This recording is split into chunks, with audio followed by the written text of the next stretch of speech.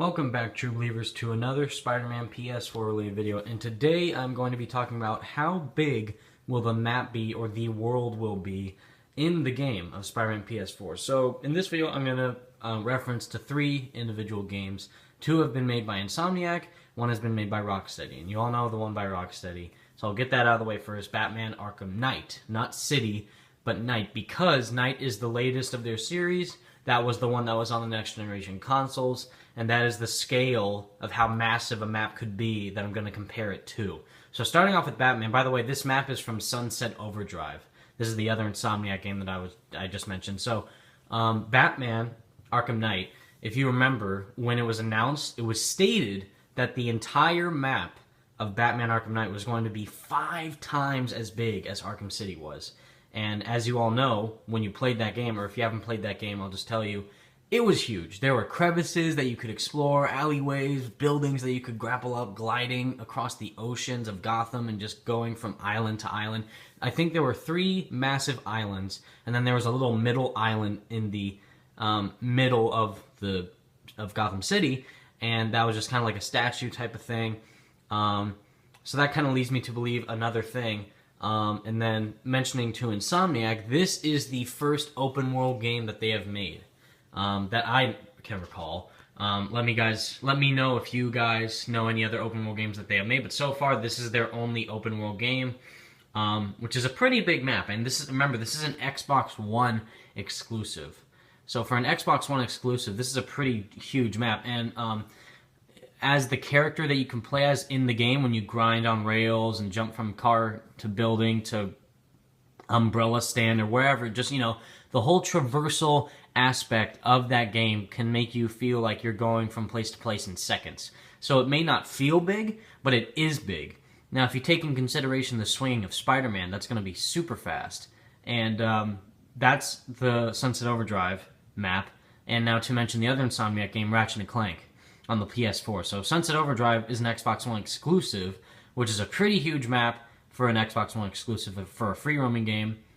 And then Ratchet and Clank was a PlayStation exclusive. Now, it wasn't free roam, but the planets that you can visit are kind of linear free roam, meaning you can explore the planet that you're on, but you can't, fly your spaceship everywhere from planet to planet and control that. You can just okay, I want to go from this planet to this planet, and then you're there. So that game consisted of 11 different planets, and each planet was super diverse, super insane to, walk around and try and find different areas to explore, and you can spend hours on one planet and do lots of other side missions and stuff on each planet.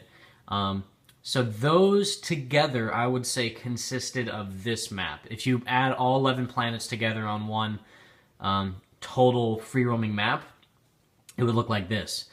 And to compare to another game that I didn't mention earlier, another Spider-Man game, either Ultimate Spider-Man or Spider-Man 2, because those games both kind of had the same size maps, and they both had a thing which hasn't been done in any other Spider-Man game, which is where you can go from island to island. Like, you can cross the Queensboro Bridge and go from, Queens to, the big Manhattan Apple. So they will probably do that.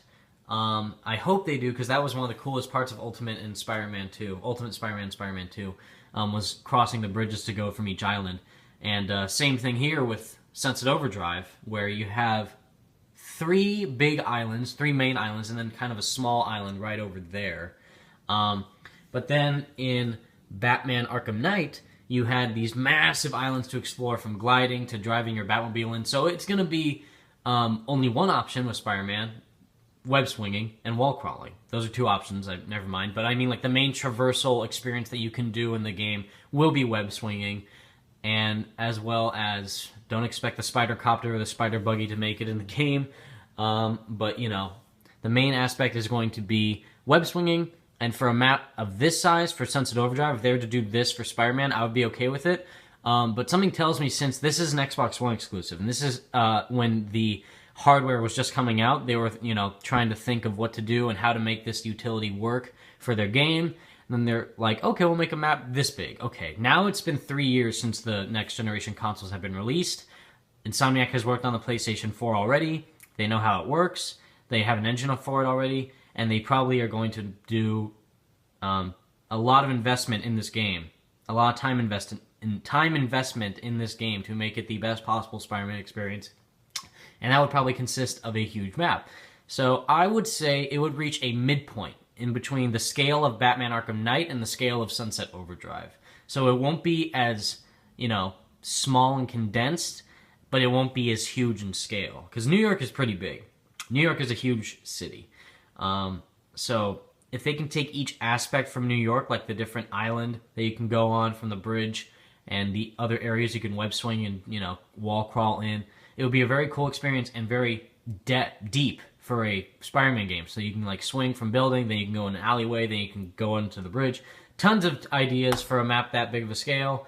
But yeah, thank you all for watching, True Believers, and tune in next time for more Spider-Man PS4 and Homecoming related news. Stay tuned, True Believers, and peace out.